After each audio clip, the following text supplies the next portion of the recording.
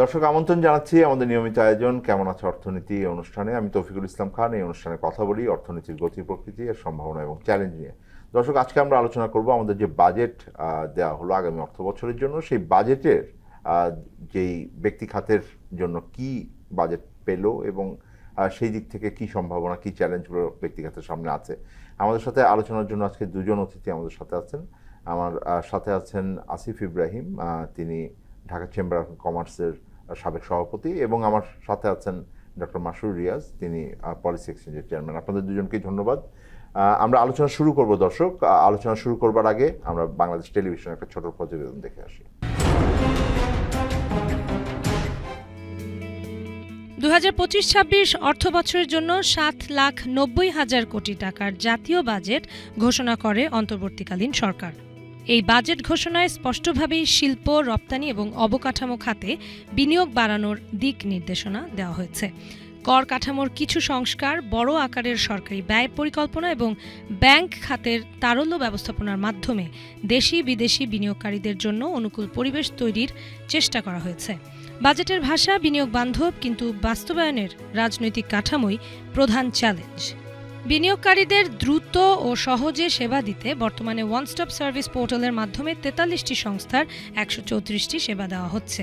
পাশাপাশি ব্যবসা সহজীকরণের অংশ হিসেবে জাতীয় রাজস্ব বোর্ডের আওতায় চালু করা হয়েছে বাংলাদেশ সিঙ্গল উইন্ডো।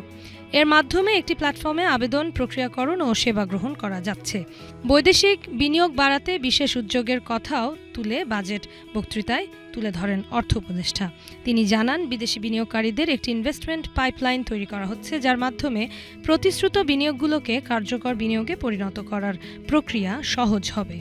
এছাড়া সরকারি বেসরকারি অংশীদারিত্ব পিপিপি পদ্ধতিতে সম্ভাবনাময় খাতে বিনিয়োগ বাস্তবায়নের উদ্যোগ আরও জোরদার করা হচ্ছে।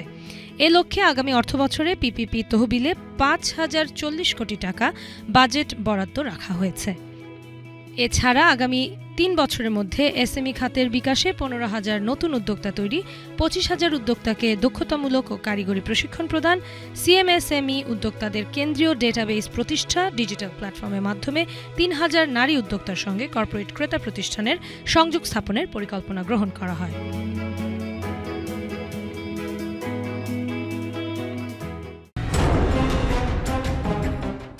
দর্শক, আপনার প্রতিবেদনটি দেখলেন।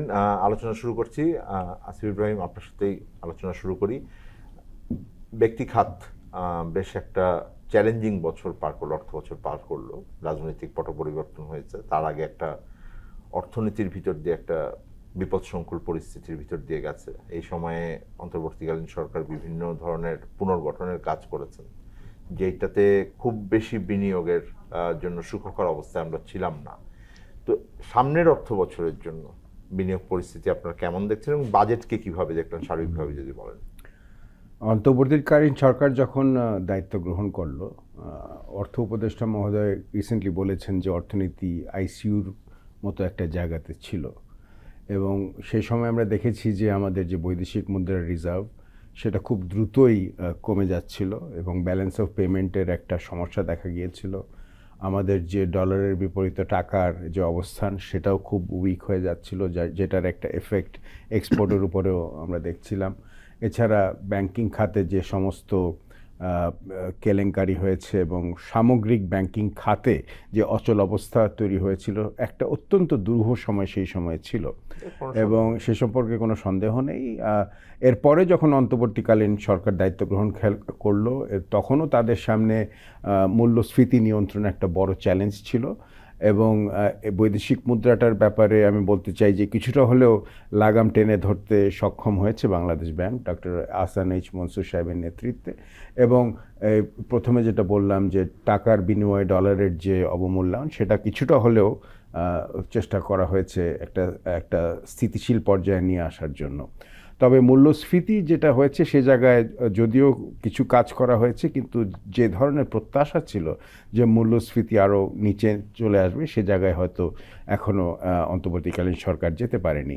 বিনিয়োগের ক্ষেত্রে যদি আপনি দেখেন, সেই অন্তর্বর্তীকালীন সরকার দায়িত্ব গ্রহণ করার পূর্বেও বেশ কয়েক বছর ধরেই আমরা দেখছিলাম যে বাংলাদেশ ব্যাংকের প্রাইভেট সেক্টর ক্রেডিট গ্রোথ এর পরিমাণ ক্রমে ক্রমে সংকুচিত হয়ে আসছিল এবং আমরা দেখেছি যে যদিও আমরা অনেক সময় বলেছি যে অনেকগুলো সেই সময় বিভিন্ন নিয়ন্ত্রক সংস্থা যেমন বিএসসিসি, কিছু ক্ষেত্রে বিডা এবং অনেক ক্ষেত্রে ব্যক্তিগত সংগঠন যেমন এফবিসিসিআইও বিনিয়োগ আকৃষ্ট করার জন্য বিশেষ করে বিদেশি বিনিয়োগ আকৃষ্ট করার জন্য অনেক চেষ্টা করেছে, রোড শো করেছে, দেশে হয়েছে, বিদেশি হয়েছে, কিন্তু আমাদের প্রতিযোগী দেশগুলো যেভাবে বৈদেশিক বিনিয়োগ আকৃষ্ট করতে পেরেছে, যেমন ফর এক্সাম্পল ভিয়েতনামের কথা যদি আমরা ধরি, সেই তুলনায় কিন্তু আমরা পারিনি এবং দেশীয় বিনিয়োগও দুঃখের বিষয় যে আমরা সেরকম প্রবৃদ্ধি আমরা দেখতে পাইনি। এই অর্থ বছরে আমরা দেখেছি যেটা আমাদের শেষ হতে যাচ্ছে এখন, সেখানে বৈদেশিক বিনিয়োগকে যদি আমি নাও ধরি, যেমন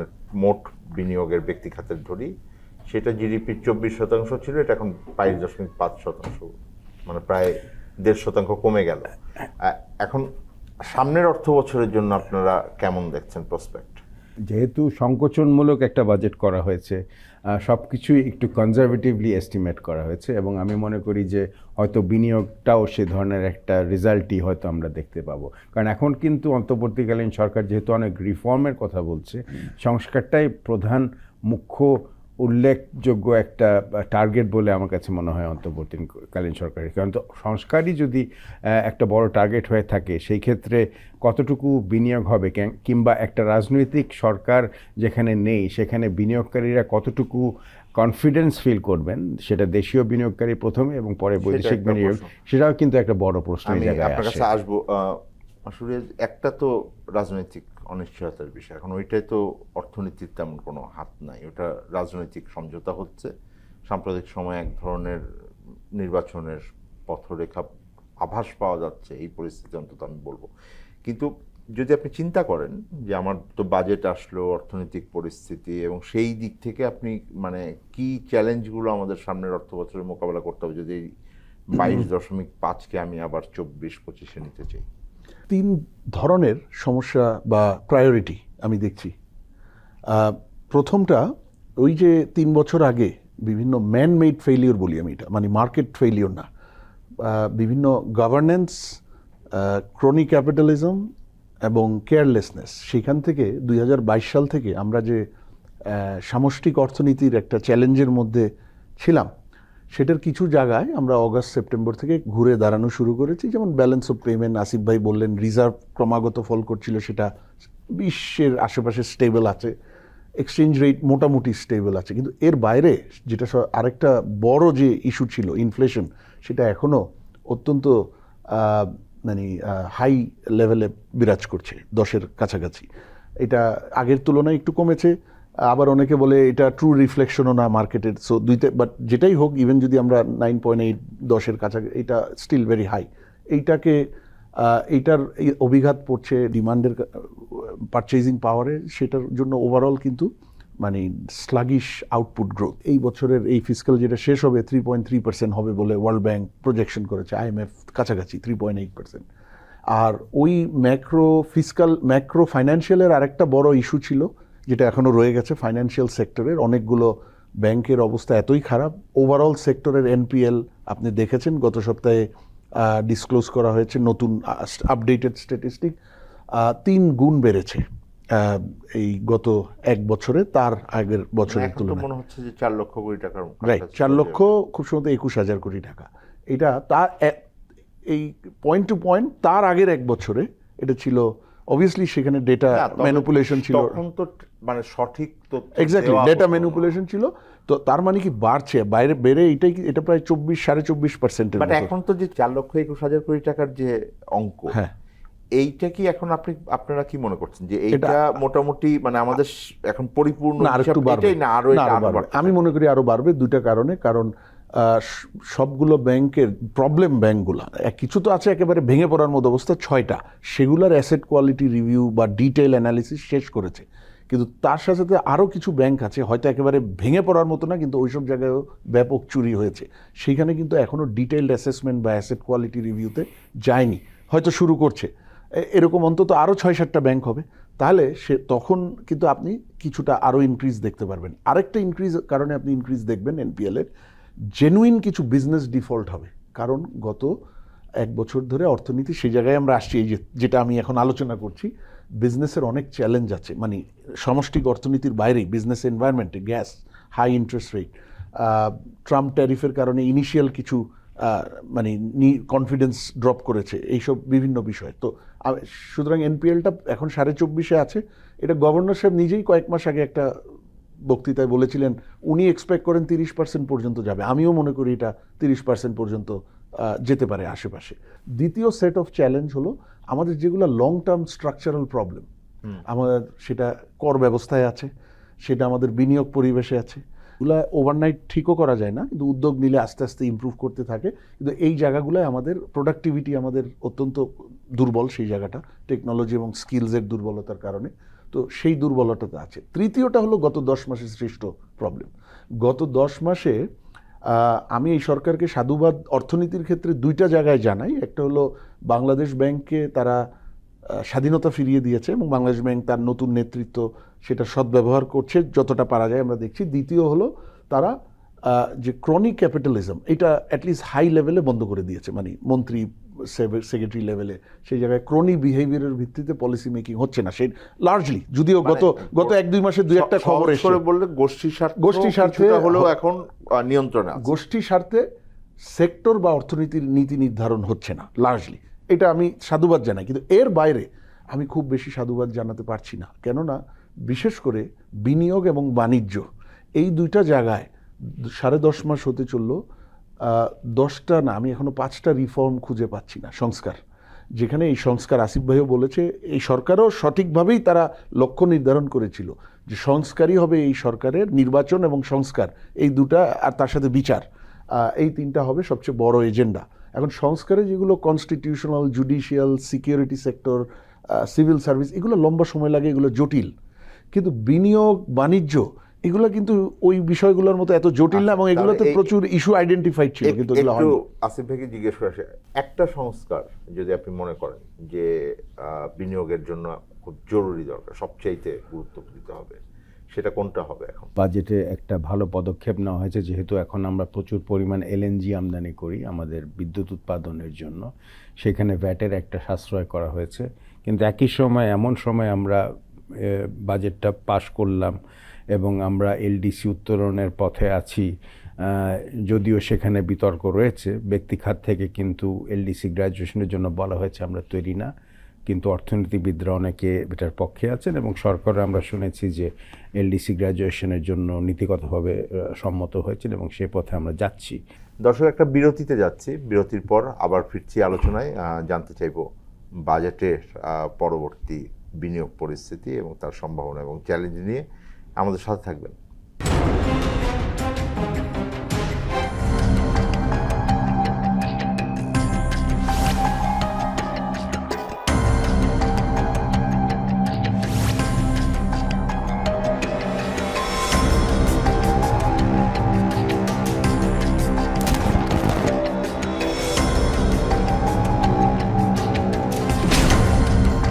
ফ্যাসিবাদের দিনলিপি, প্রযোজনা আফরোজা সুলতানা ও আল মামুন।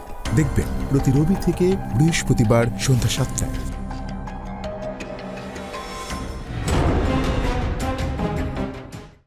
দর্শক, আবার আমন্ত্রণ জানাচ্ছি আমাদের নিয়মিত আয়োজন কেমন আছে অর্থনীতি এই অনুষ্ঠানে। আমি তৌফিকুল ইসলাম খান। আজ কথা বলছি বাজেট পরবর্তী বিনিয়োগ পরিস্থিতি এবং বিনিয়োগের সম্ভাবনার কথা। আমার সাথে দুজন অতিথি আছেন। আমার সাথে আছেন আসিফ ইব্রাহিম এবং আমার সাথে আছেন মাসুর রিয়াজ। মাসুর রিয়াজ, বিরতির আগে আসিফ ইব্রাহিমকে আমি জিজ্ঞেস করেছিলাম যে একটা বিনিয়োগের জন্য গুরুত্বপূর্ণ জায়গা, সংস্কারের জায়গা নির্দেশ করতে। উনি বলেছেন জ্বালানি নিরাপত্তা হলে এটা একটা সাশ্রয়ী জ্বালানি নিরাপত্তা। সাশ্রয়ী শব্দটা খুব গুরুত্বপূর্ণ হবে এখন।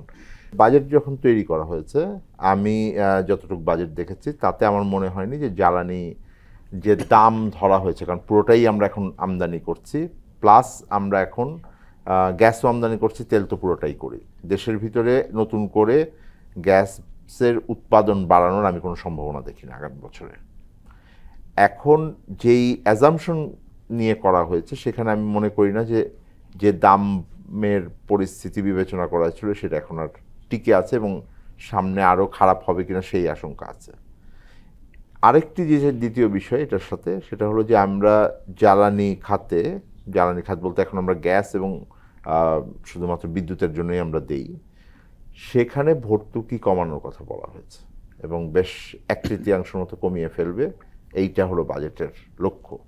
বিদ্যুৎ জ্বালানির ক্ষেত্রে আমার যতটুকু মনে পড়ে গত বছর 40,000 কোটি ছিল, এবার কমিয়ে 37,000 কোটি টাকা বলেছে। মানে লাগবে 5,500 মতো, তারপর ওটাকে 37-এর মতো বোধহয় করা হয়েছে। মানে না, বেশ 5,500 না 5,000 বা 6,000 বোধহয় এলএনজি আমদানির জন্য LNG আমদানির আলাদা জন্য একটা রাখা হয়েছে, কিন্তু সাবসিডি ওটা হলো যে মানে পারচেজের যে রিসোর্স, আর ওভারঅল পিডিবি আর এলএনজি মিলিয়ে বলছি। সাবসিডি 37,000 কোটিতে নামিয়েছে। তো কমাচ্ছে, এটা একটা ভালো দিক, কিন্তু গতবারও এই কমিয়ে যে টার্গেটটা, এটা কি দিন শেষে ধরে রাখতে পারবেন, সেই জায়গাটায় আমার সন্দেহ আছে। না হলে আপনি দামে আপনাকে রাইট, হয়তো গত reflection বছর করতে হবে। আপনার যা অথবা খরচ কমিয়ে আনতে হবে। গত বছর বোধহয় 40-41,000 টার্গেট ছিল, 60,000 কোটি এপ্রিলের মধ্যে খরচ হয়ে গেছে। মানে আমরা কি ধরতে পারি বিদ্যুতের দাম বা জ্বালানির দাম বাড়বে? জ্বালানি বাড়তেই পারে, কারণ আপনার ইসরায়েল ইরান ইস্যু যদি প্রলংড হয়, এবং এটা আমি মনে করি আর 8-10 দিনের মধ্যে যদি না থামে, এটা কিন্তু প্রলংড হবে মনে হচ্ছে। তখন হরমুজ প্রণালী আটকালে তো একেবারে শুধু প্রাইস না, সাপ্লাই বন্ধ হয়ে যাবে। আর যদি হরমুজ প্রণালী বন্ধ নাও হয়, এই যুদ্ধ যদি চলে, জ্বালানি মার্কেটকে অস্থিতিশীল করে প্রাইস নিশ্চিতভাবে অলরেডি কিন্তু কয়েক ডলার বেড়েছে গত 2 সপ্তাহে ইন্টারন্যাশনাল এখন মার্কেটে। 75, 77, 78 এটা 68 ছিল, এটা খুব সম্ভবত এটা শুরু হওয়ার আগে। বাজেট যখন দেওয়া হয়েছিল তখন এটা 63-র মতো, আর একটু আগে ছিল 63, রাইট? তো সেই জায়গায় এখন তখন কিন্তু এটার দাম বেড়ে যাবে নিশ্চিতভাবে, নাম্বার 1। এটা হলো ক্রুড অয়েলের দাম বলতে ক্ষেত্রে। হবে, হ্যাঁ। আর গ্যাসের দামও বাড়বে। LNG price is highly volatile too, মানে আমরা সাধারণত জানি যে মানে তেল আর গ্যাসেরটা কাছাকাছি থাকে, এবং ইরানে যেহেতু যুদ্ধ হচ্ছে, ইরান গ্যাসেরও একটা বড়, জায়গা আর কি। কিন্তু ওভারঅল আমি বলছি যদি ইরানের গ্যাস প্রয়োজন নাও হয়, সাপ্লাই হরমুজ প্রণালী চালুও থাকে, তারপরেও যুদ্ধ প্রলংড হলে মার্কেটকে অস্থিতিশীল অবশ্যই, করবে, হ্যাঁ, এটা করে আমার তখন এলএনজি প্রাইস অনেক বেড়ে যাবে। এই বাজেটে জ্বালানির ক্ষেত্রে একটা ভালো, আসিফ ভাইয়ের সাথে আমি এটা একমত, যে এলএনজি আমদানির জন্য অ্যালোকেশনটা আগের বছরের তুলনায় বাড়িয়েছে। এটা একটা ভালো জিনিস। খুব সম্ভবত 6,500 কোটি খুব সম্ভবত আছে, কিন্তু এটার সাস্টেইনেবল সলিউশনের, দীর্ঘমেয়াদী সলিউশনের জন্য কি কিছু আছে? আমি দেখছি না। যেমন কেন দেখছি না? ওই যে একদিকে 2012-র পরে নতুন গ্যাস এক্সপ্লোরেশন, আপনি জানেন কন্টিনিউয়াস গ্যাস এক্সপ্লোরেশন করতে হয়, তারপর গিয়ে 5টার মধ্যে হয়তো 2টা পাবে, সেই জায়গাটা বন্ধ আছে এখন। সেটার জন্য একবার বিড উদ্যোগ নিয়েছিল, যেটা কিন্তু আমাদের অফশোরে, হ্যাঁ অফশোরের জন্য কিন্তু এটা সাকসেসফুল হয়নি। সাকসেসফুল। কিন্তু ধরেন এই বাজেটে কি আমরা কোনো ধরনের উদ্যোগ বা প্রোগ্রাম বলেছেন যে দেখছি? বাপেক্সকে কিছুটা ফান্ড দেওয়া হবে যেন তারা নতুন দেখেন, করে করতে অফশোরে পারে। বাপেক্স পারবে না, এটা লেটস বি অনেস্ট। বাপেক্স যত না, ক্ষমতা, বাপেক্স করলে অনশোরে করতে হবে, অনশোরে করতে হবে, অফশোরের জন্য আর bidding অনশোরেও বাপেক্সের সক্ষমতাটা লিমিটেড। হ্যাঁ, বাপেক্স কিছু করবে, এটাই স্বাভাবিক, কিন্তু এখানে আপনার ইন্টারন্যাশনাল অয়েল অ্যান্ড গ্যাস কোম্পানিকে আনতেই হবে। সেইটা তো কি নির্বাচনের আগে সম্ভব? আমি মনে করি মানে সেপ্টেম্বর আমরা যেটা আলোচনা শুনেছি সেটা হলো যে নির্বাচনে একটা নতুন সরকার না আসলে কেউ, কারণ long term investment, private investment, কিন্তু সরকার মানে ওই অফশোরের সিলেকশন অ্যান্ড ইসেতে খুব জমা পড়েনি, যে কারণে বাতিল করতে হয়েছে। এইটা একটু দুর্ভাগ্যজনক। কেন আমি বলছি, বেসরকারি বিনিয়োগ, ফরেন ইনভেস্টমেন্ট নির্বাচনের আগে, এখন যেই জায়গায় আমরা আছি, বেশ কিছু অস্থিরতা সৃষ্টি হয়েছিল কয়েক মাস আগেও নির্বাচনের সম্ভাবনা নিয়ে, সময় নিয়ে। সেই কারণে ফরেন ইনভেস্টমেন্ট বা প্রাইভেট ইনভেস্টমেন্ট খুব বাড়বে না নির্বাচনের আগে। কিন্তু ইউজুয়ালি গভর্নমেন্ট যেখানে বায়ার হয় বা মানে কন্ট্রাক্ট কাউন্টার সাইনি হয়, সেটা খুব নিরাপদ কন্ট্রাক্ট হিসেবে দেখা হয়। ইন্টারন্যাশনাল অয়েল অ্যান্ড গ্যাস কোম্পানিগুলো সাধারণত তাদের ভয় পাওয়ার কোনো কারণ নাই। সুতরাং 4-5 মাস আগে যখন দিল এবং কেউ আসলো না, এইটা আমার কাছে খুবই একটা অস্বাভাবিক বা একটা আনএক্সেপ্টেবল অবস্থা মনে হচ্ছে। আমার ধারণা আমরা বিট করেছি ঠিকই, কিন্তু বিট করাটাই সব না। এখানে কিছু ইনস্টিটিউশনাল কন্ট্যাক্টের দরকার আছে, হয়তো বায়োল্যাট্রালিও কিছু এফোর্টের দরকার আছে। আমার মনে হয় আমরা বিট করে সেই জায়গাগুলোয় হাত দেইনি, যার জন্য এটা হয়নি। এখন সেটা করতে হবে। আমি আসিফ ভাই, যদি মানে সত্যি মধ্যপ্রাচ্যে একটা অস্থিরতা থাকে, আমরা সেইটাকে ধরে চিন্তা করি, আপনি যেহেতু রপ্তানির সাথে যুক্ত আছেন, আপনারা কি মনে করেন কি ধরনের প্রভাব আমাদের জন্য আছে? মানে আপনারা এখন তো আমরা ভর্তুকি দেওয়ার মতো মার্কিন যুক্তরাষ্ট্রের যে শুল্ক, যেটা 37% মতো বলা হচ্ছে, সে জায়গায় কিছুটা হয়তো সরকার দেখছি যে আমাদের নবনির্বাচিত বিজিএমই প্রেসিডেন্টের সঙ্গে গতকাল কথা হচ্ছিল, আমরা এটার ব্যাপারে খুব উদ্বিগ্ন আছি। এটা যদি একটা সমাধানে আমরা না যেতে পারি, আমাদের যে প্রতিযোগী দেশগুলো আছে যারা মার্কিন যুক্তরাষ্ট্রে for a pi of the US market আমাদের সঙ্গে প্রতিযোগিতা করে, তারা কিন্তু অলরেডি অনেক ক্ষেত্রে এই আন্ডারস্ট্যান্ডিংটা এবং এই নেগোসিয়েশনটা করে ফেলেছে। সুতরাং সেখানে একটা মার্কেট লস হওয়ার যথেষ্ট সম্ভাবনা আমাদের আছে। সেটা হচ্ছে নাম্বার ওয়ান। সম্পর্কে আমরা কিছু জানতে পেরেছি ওনারা কি ধরনের না, আমি যেটা শুনেছি এখনো এটা আলোচনার পর্যায়ে আছে। আগামী এই সপ্তাহে বেশ কয়েকটা আলোচনা হবে। সেখানে বাণিজ্য মন্ত্রণালয় ইনভলভ আছে বলে আমি শুনেছি, পররাষ্ট্র মন্ত্রণালয়েরও এখানে ইনভলভ থাকার কথা, কিন্তু তারা আছে কি না। কম্পিটিটরদের কি ধরনের ডিল করতে পারলেন ওনারা? আমি যতটুকু শুনেছি, Masud correct me if I am রং, আমাদের প্রতিবেশী দেশ নাকি একটা আন্ডারস্ট্যান্ডিং হয়ে গেছে তাদের সঙ্গে যে একটা certain amount of I would say some sort of a reciprocal agreement or arrangement has been made, যাতে করে they are not impacted immediately। 37% বোঝাটা যেন তাদের উপরে পুরোপুরি না আসে। ভারতের উপরে তো মানে 40% উপরে বোঝা। হ্যাঁ, কিন্তু একটা মনে হয় আমরা শুনেছি যে একটা some sort of a reciprocal arrangement হয়তো হয়েছে এখানে। ভিয়েতনামের সঙ্গে তো বোধহয় একটা FTA আছে। সুতরাং এই দুটোই তো আমাদের main competitors for the US market. পাকিস্তানের সঙ্গেও দেখেছি ভূ রাজনৈতিক কারণে মার্কিন যুক্তরাষ্ট্রের সঙ্গে এখন সম্পর্কটা বেশ ভালোই আছে। সুতরাং ওই সমস্ত দিক যদি আপনি বিবেচনা করেন তাহলে আমরা হয়তো ওই জায়গায় একটু পিছিয়ে আছি। আরেকটা ওয়ার্নিং সাইন আমি যেটা মনে করি এটা আমাদের জন্য খুবই গুরুত্বপূর্ণ, সেটা হচ্ছে কর্মসংস্থান। সরকার কিন্তু সামগ্রিক কর্মসংস্থানের মেজর পার্সেন্টেজ তারা প্রোভাইড করে না, বেসরকারি খাতে কিন্তু করে, এবং কৃষি খাত আমাদের দেশে করে। কিন্তু দুঃখজনক যে আমরা দেখেছি যে কৃষি খাতেও যে প্রবৃদ্ধি সেটা কিন্তু 3.30% থেকে কমে 1.79% হয়ে গেছে। সেখানে আমাদের একটা চিন্তার উদ্রেক করে যে কৃষি খাতেই যদি আমাদের কর্মসংস্থান কমে যায় এবং ব্যক্তি খাতেই আমরা যে অবস্থাগুলো দেখছি, এতে করে কর্মসংস্থানের উপর একটা প্রচুর চাপ পড়বে।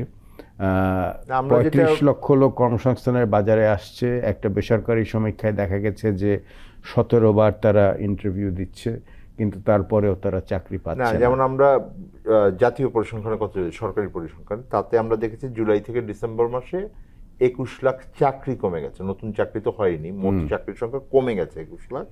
18 লাখই নারী। এবং আপনি তো গার্মেন্টস খাতে আছেন, আমরা ওইটা তো একটা বড় জায়গা চাই। এবং নারীর সেখানে কর্মসংস্থান যেখানে কমে গেছে, সেখানে আমরা কমার্সে যে ট্যাক্সটা ছিল, কারণ অনেক নারী যারা উদ্যোক্তা তারা কিন্তু কমার্সে প্রচুর কাজ করেন, সেই ক্ষেত্রে আমরা আবার আমাদের ট্যাক্সটা বাড়িয়ে দিয়েছি।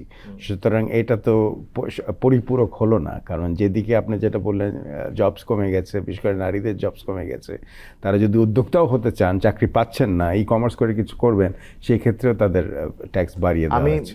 একটা বিরতিতে যাই। আমি একটু বিরতির পর আপনার কাছে জানতে চাবো যে মানে এখন যেটা আপনি বললেন যে একটা ট্রাম্পের যে ট্যারিফ, আমরা বলি ট্রাম্প ট্যারিফ বলছি, সেই ট্রাম্প ট্যারিফের রেসপন্স করতে হবে, আমার এলডিসি গ্র্যাজুয়েশন হচ্ছে, সেটার প্রস্তুতি আছে। সব মিলিয়ে সামনের দিনে আমাদের স্ট্র্যাটেজিগুলো ব্যক্তি খাতের পক্ষ থেকে আপনি কিভাবে দেখেন? দর্শক, একটা বিরতিতে যাচ্ছি, বিরতির পর আবার ফিরছি আলোচনায়। জানতে চাইবো বাজেটের পরবর্তী বিনিয়োগ পরিস্থিতি এবং তার সম্ভাবনা এবং চ্যালেঞ্জ নিয়ে। আমাদের সাথে থাকবেন।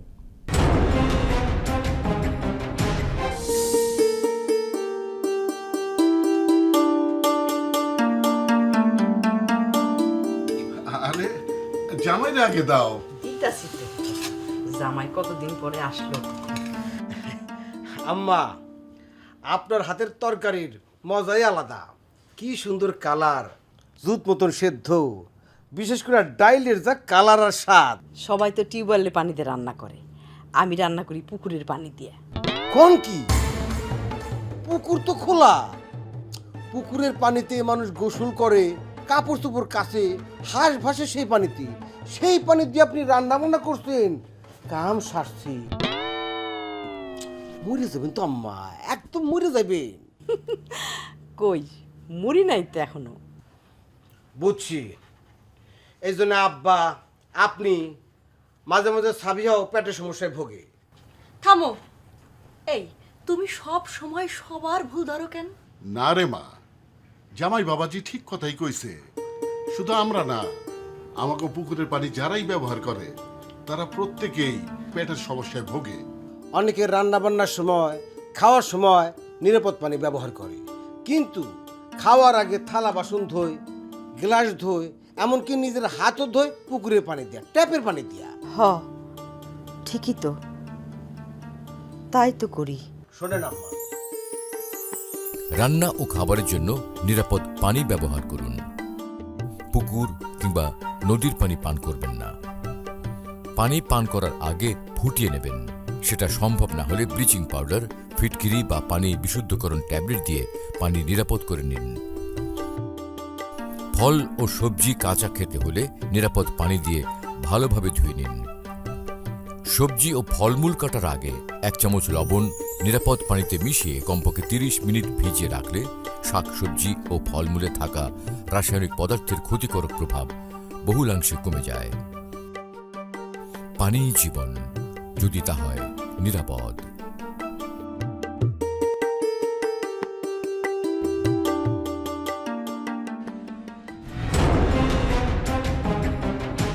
দর্শক, আবার আমন্ত্রণ জানাচ্ছি আমাদের নিয়মিত আয়োজন কেমন আছে অর্থনীতি এই অনুষ্ঠানে। আজকের পর্বের শেষ ভাগে আমি তৌফিকুল ইসলাম খান আজ কথা বলছিলাম বাজেটের পরে বিনিয়োগের সম্ভাবনা এবং চ্যালেঞ্জ নিয়ে। আমার সাথে দুজন অতিথি আছেন, আসিফ ইব্রাহিম, তিনি ঢাকা চেম্বার কমার্সের সাবেক সভাপতি, এবং আমার সাথে আছেন ডক্টর মাসুর রিয়াজ, পলিসি এক্সচেঞ্জের চেয়ারম্যান। আপনাদের দুজনকে ধন্যবাদ জানাচ্ছি। আসিফ ইব্রাহিম, আলোচনা করছিলাম বিরতির আগে যে বাংলাদেশের রপ্তানি বাণিজ্যের ক্ষেত্রে মূলত, কারণ যদি আমার তেল গ্যাস আমদানি করতে হয় বিদেশি মুদ্রা তো লাগবে, কিন্তু একই সাথে আমাদের যুক্তরাষ্ট্রের বাজারে নতুন যে ট্যারিফ কাঠামো, আমার এলডিসির গ্র্যাজুয়েশন হচ্ছে, সব মিলিয়ে আপনাদের পরামর্শটা কি থাকবে? মানে এইটা কি সম্ভব? মানে আমরা যখন এই ট্রাম্প ট্যারিফের আলোচনা শুনেছি, অনেকে সম্ভাবনার কথাও বলেছেন, তো সম্ভাবনাও আছে, চ্যালেঞ্জও আছে।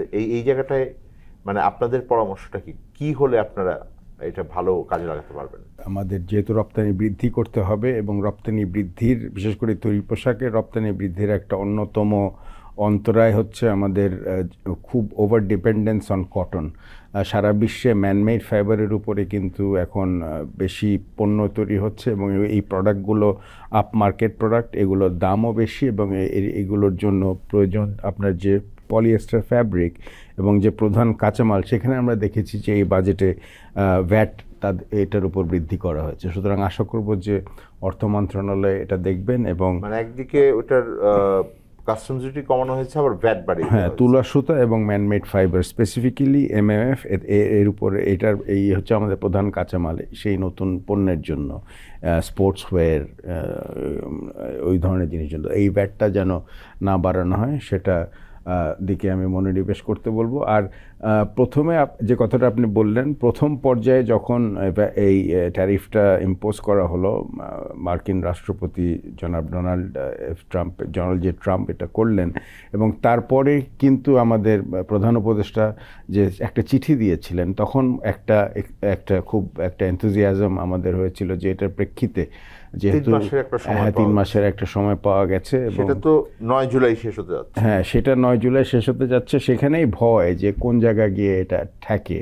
তো আমি তো খুবই অ্যাপ্রিহেন্সিভ এবং খুবই একটু ভীত এটার ব্যাপারে, এটার আলটিমেট এফেক্টটা কোথায় গিয়ে দাঁড়ায়। মানে কি আমাদের কৌশলের দিক থেকে বা আমাদের মানে সামনের দিনের ভবিষ্যতের জন্য কি মানে পরিস্থিতি আছে, আপনার পরামর্শ কি? মানে এই ট্রাম্প ট্যারিফের দেখেন, ট্রাম্প ট্যারিফের যদিও সরকারের পক্ষ থেকে এপ্রিলের মাঝামাঝি সময় বলা হয়েছে যে আমরা কয়েক মাস ধরে কাজ করছি এটার উপর, কিন্তু আমাদের অনেকেরই মনে হয়েছে এপ্রিলের 2 তারিখ রাতে, বাংলাদেশ সময় রাতে, ওয়াশিংটন টাইম সকালে যখন এটা অ্যানাউন্স করলো, বাংলাদেশ বোধহয় এইটাতে খুব আনপ্রিপেয়ার্ড অবস্থায় এইটাতে ল্যান্ড করেছে, আমাদের এটা মনে হয়েছে। নির্বাচিত হওয়ার পরপরই, দায়িত্ব নেওয়ার আগেই আমরা শুনেছি ইন্টারন্যাশনাল মিডিয়াতে এই এপ্রিলের 2 তারিখের পরে যে ভিয়েতনাম, ইন্ডিয়া, আরও অন্যান্য দেশ তারা নভেম্বর মাস থেকে কাজ করছে এই ট্যারিফ আসলে সেটাকে কিভাবে মোকাবেলা করবে, এটা কিভাবে আসতে পারে, কত হলে কি লস হবে, কত হলে কি অফার করবে। আমরা কিন্তু এপ্রিলের 2 তারিখের আগে বাংলাদেশে এই ধরনের কোনো আলোচনা হয়েছে পাবলিকলি বা প্রাইভেটলি কখনো শুনি নাই। তো একটা হলো আনপ্রিপেয়ার্ড। তারপরে আমি বলবো যে 2 তারিখের পরে মানে দেরিতে হলেও ঘুম ভেঙে তারপরে কয়েক সপ্তাহটা কিন্তু আমি দেখেছি সরকার বেশ প্রোঅ্যাক্টিভ ছিল। যেমন চিঠির কথা আসিফ ভাই বললেন, বাণিজ্য মন্ত্রণালয় বেশ কয়েকটা মিটিং কনভিন করেছিল এবং সেখানে ব্রেইনস্টর্ম করেছে। এটা ভালো একটা আমি মনে করি যে প্রোঅ্যাক্টিভ উদ্যোগ ছিল। কিন্তু মে মাস থেকে আমরা আরেকটা হলো যে ওই ওয়ার্ল্ড ব্যাংক স্প্রিং মিটিংসের সময়, ওয়ার্ল্ড ব্যাংক IMF এপ্রিলের 3য় এবং 4র্থ সপ্তাহে আমরা দেখেছি যে সরকারের কয়েকজন নীতি নির্ধারক কর্মকর্তা USTR, US department of commerce তাদের সাথে এই বিষয়ে কথা বলেছে ওই জায়গায়। মানে যুক্তরাষ্ট্রে যারা এটার বাণিজ্য সংক্রান্ত যে সরকারি তো সেটা ভালো জিনিস। কিন্তু তারপর মে মাস থেকে আমরা আর আসলে এটা সম্বন্ধে খুব বেশি কিছু শুনছি না, কি হচ্ছে, কিভাবে আগাচ্ছে। এটা আমার মনে হয় এত বড় একটা বিষয় বিশ্বজুড়ে এবং বাংলাদেশেও, এটা সরকারের একটু উচিত যে এটা নিয়ে একটু স্টেক হোল্ডারদের প্রেস করা, আপডেট করা, তারা কি করতে চাচ্ছে। এখানে যদি আমি শুনেছি কেউ নাকি বলেছে সরকারের কোনো কর্মকর্তা প্রাইভেট সেক্টরকে প্রাইভেট কনভারসেশনে যে না আমরা যদি এখন সব বলি আমাদের প্রতিদ্বন্দ্বী দেশ সব জেনে যাবে। বাট আমার কাছে এটা একেবারেই কোনো গ্রহণযোগ্য আর্গুমেন্ট মনে হয় না। আমি একটু এই সুযোগটা যদি নেই, আসিফ, আপনি তো খুবই মানে বড় প্রতিষ্ঠানের ভিতরে যুক্ত আছেন আর কি, মানে গার্মেন্টস খাত যাদের স্বার্থ এটার সাথে সরাসরি যুক্ত। তো মানে আপনাদের সাথেও কি মানে এই যোগাযোগটা সরকারি পর্যায় থেকে হয়েছে বা আপনাদেরকে প্রস্তুতি নেওয়ার ক্ষেত্রে আপনাদেরকে বলা হয়েছে যে কি ধরনের আসতে পারে, কি হবে? বাণিজ্য মন্ত্রণালয় এবং সরকারের অন্যান্য সংশ্লিষ্ট যে সমস্ত মন্ত্রণালয় আছে সেটা হবে এবং এই ব্যাপারে এটা হচ্ছে এজেন্ডা নাম্বার 1 নাকি এখন। সো এটার ব্যাপারে আমার সময় তো বেশি নাই আর। হ্যাঁ, সময় কম, সর্বোচ্চ প্রচেষ্টা করা উচিত আমাদের যেন আমাদের ইন্টারেস্ট শেষে তো আমি আপনাকে জিজ্ঞেস করি, মানে যে আলোচনা আমাদের যে মে মাস পর্যন্ত আলোচনার কথা বলছেন, মে শুরু পর্যন্ত, কিন্তু তারপরে মানে এইটা কি আমাদের আমরা তো একটা বিশ্ব বাণিজ্য সংস্থার ভিতরে একটা মানে আমরা বলি নিয়মতান্ত্রিক ব্যবস্থার ভিতরে গিয়েছিলাম। তো সেই নিয়মতান্ত্রিক যেই বাণিজ্য ব্যবস্থা এবং তার ভেতরে যে আমাদের প্রত্যেকটা দেশের আমদানি রপ্তানির উপরে যে কর ব্যবস্থা, এইটা কি ভেঙে পড়ার মানে উপক্রম হলো? মানে প্রত্যেকেই যার যার আলাদা আলাদা করবে, নাকি এটা আমরা যেটাকে বিশ্ব বাণিজ্য সংস্থার মোস্ট ফেভার্ড নেশন বলে যদি আমি কমাই সবার জন্য কমাবো? যেমন এই বাজেটেও যেই 110টি পণ্যের কথা বলেছেন অর্থ উপদেষ্টা যে এই 110টি আমি কমিয়েছি কারণ আমি ওই US মার্কেটের ট্যারিফ কে বিবেচনায় নিয়ে। তো কিন্তু অন্য দেশ কি এরকম করতে পারে যে শুধু মানে যুক্তরাষ্ট্রের জন্য করা? WTOর নিয়ম অনুযায়ী পারে না। MFN আপনি যেটা বললেন মোস্ট ফেভার্ড নেশন, এখানে একটা পণ্যের ক্যাটাগরি HS কোড ওয়াইজ আপনি যদি শুল্ক কমান, তাতে যেখান থেকেই আসুক সে কম শুল্ক সবার জন্য অ্যাপ্লাই করবে একই হারে। তো 110টা যেটা কমিয়েছে এবার বাজেটে, এই ট্রাম্প ট্যারিফ সম্পর্কিত প্রিপারেশন এই একটাই মোটামুটি লিঙ্ক করা যায়। তা ঠিক আছে, সেটাকে আমি স্বাগত জানাই। কিন্তু এখন এই 110টা কমিয়ে শুধু এইটা দিয়ে কি এই বিষয়টা হ্যান্ডেল করা যাবে? আমি মনে করি না। এটা একটা স্টেপ বা অনেকগুলো স্টেপ নিতে হবে, তার মধ্যে একটা স্টেপ। বাকি তো আর কিছু শুনছি না। এইটা কিন্তু পুরো বিষয়টা কিন্তু শুধুমাত্র বাণিজ্য আর অর্থনীতির বিষয় না। ট্রাম্প এটা অনেকটাই জিওপলিটিক্স এবং পলিটিক্যাল ইকোনমির অ্যাঙ্গেল থেকে আসছে। যদি আমরা ট্রেড আলোচনা করলে কি ওনাদের সাথে বিষয়টা এরকম যে আমার বাণিজ্য দিয়ে আলোচনা করতে হবে, নাকি আমরা বিনিয়োগ বা এবং অন্যান্য? যুক্তরাষ্ট্র তার স্বার্থ দেখছে, শুধুমাত্র তার পণ্য বেশি আসবে এখানে, বাংলাদেশের পণ্য কম যাবে বা সেটা দেখছে না। সে দেখছে যে, এই জন্য আমি বলছি বিষয়টা যতটা অর্থনৈতিক তার চেয়ে অনেক বেশি রাজনৈতিক। আচ্ছা মাসুর, আমরা জ্বালানি সংক্রান্ত একটা কিছু করেছিলাম না মার্কিন যুক্তরাষ্ট্রের সঙ্গে প্রাথমিক পর্যায়ে যখন এই আলোচনাটা হলো? অনেক সমালোচনা আছে। জানুয়ারিতে সরকারের একটা সংস্থার চেয়ারম্যান একটা ওই আর্লি স্টেজ MOU, কিন্তু এইটা শোনা গেছে যে সেই কোম্পানিটা মাত্র রেজিস্ট্রেশন হয়েছে সেপ্টেম্বর 2024 সালে।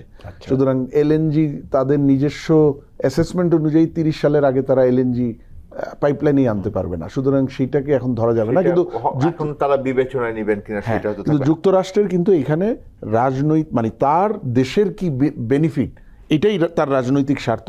সেইখানে কতটুক এক্সপোর্ট করতে পারলো এটা নিশ্চয়ই তার জন্য ইম্পর্টেন্ট, কিন্তু এর চেয়ে বেশি ইম্পর্টেন্ট কোন জিনিসটা করতে পারলো আর বিনিয়োগে বাংলাদেশ তাদেরকে কোনো সুবিধা দিচ্ছে নাকি। শেষ করতে হচ্ছে আসলে। আপনাদের দুজনকেই ধন্যবাদ।